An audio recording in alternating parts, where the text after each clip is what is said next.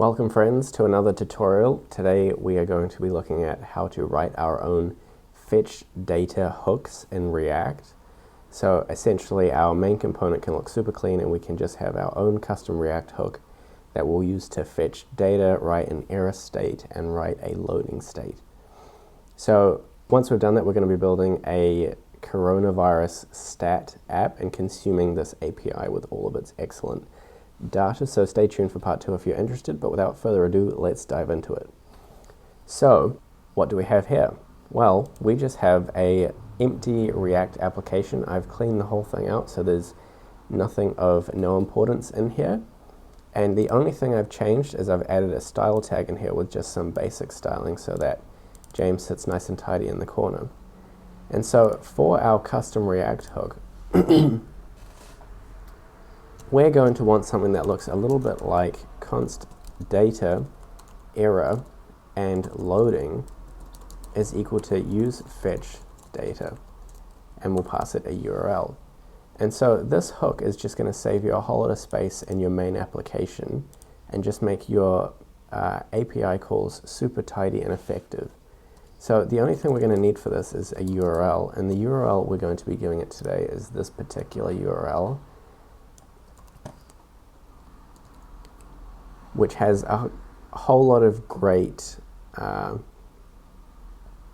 statistics and when you use it without the countries, but we're going to have it with the countries because we're just going to fetch the country list. We're going to use the rest of the API in the next part 2 video. The link to the code is in the description if you want it, so check that out if you want these links. So that's how we're going to want our app to work, and basically we're just going to have an if loading return just a simple div that says loading, and we're going to do the same thing for error and say, I don't know, bugger. Nothing works. And so in this particular case, nothing is working because we don't have any information and this doesn't exist. So what we're going to do now is write our hook, and we're going to start off by creating a new folder called hooks in our source directory. And in here we're going to name a file called fetch.data.javascript, and in here is where the magic's going to happen. So the first thing we're going to need to do is import useState and useEffect from React, and we're going to use those to manage the state in this particular fetch hook. The next thing we're going to do is write a function, except we're going to export this function. Export function and I'm going to call it useFetch data, and it's going to receive a URL, and in here we're going to have 3 states. So the first one is going to be data and set data, and I'm going to initialize this to null. The second one is going to be loading and set loading, and I'm going to initialize that to false. And the third one is going to be error and set error, and I'm also going to initialize that to false. Actually, no, null is better. Cool, so that's that, and at the bottom of our React hook, I'm just going to return data, loading, and error. And so now if we come into our app and import this line, like we have here, we no longer get an error, and we should be able to console.log data, error, and loading. And just like that, you can see we get null, null, false, which is just what we'd expect, so that is perfect. And if I change this to James, you can see that we get James instead, but James is not the data we're looking for, so we'll keep it like that for the second. The next thing we're going to have to do is install Axios for this particular experiment. So once you've installed it using npm install Axios, you're going to want to import Axios from Axios. And we're going to use that to fetch all of our data. And we're going to do that inside of the useEffect. So in here, we're going to have a useEffect, and we're going to give it the URL as the dependency array. And how this is going to work is we're going to define an asynchronous function called fetch. Oh, don't want all of that extra stuff. And after fetch, we're just going to call it at the bottom.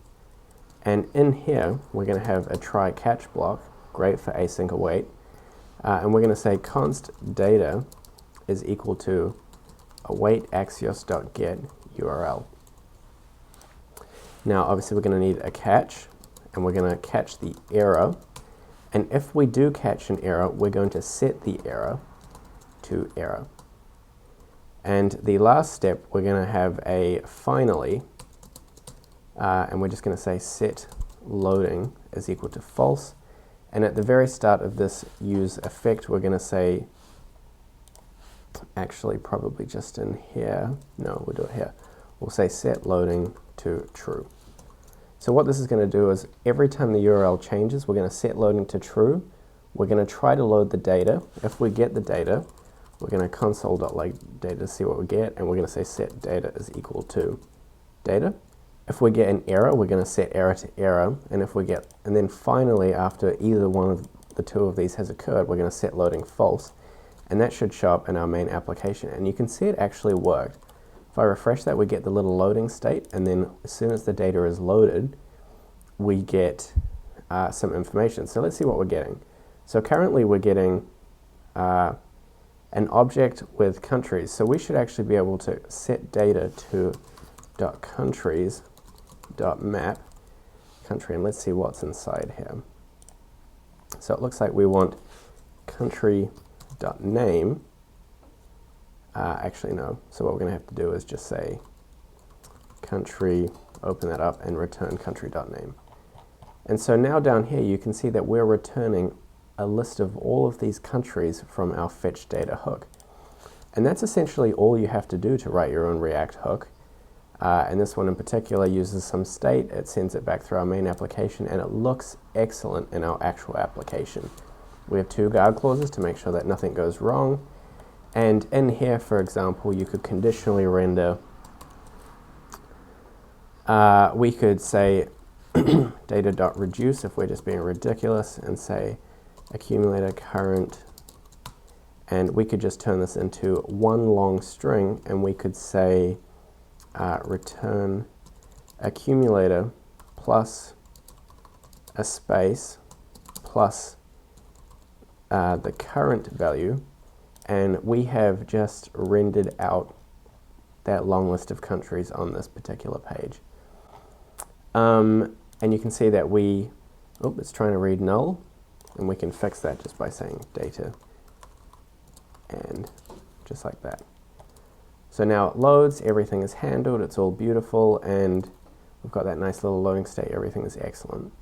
And so yeah, just like that, you've got your own fetch data hook. Stay tuned for part 2, where we're actually building an application out of this excellent API with all sorts of cool COVID statistics and graphics and everything. So if you want to master React, that'll be perfect for you. But yeah, thanks for watching. If you liked the video, please like and subscribe, leave us some feedback, and let me know what you want to see next. Catch you guys later. Peace.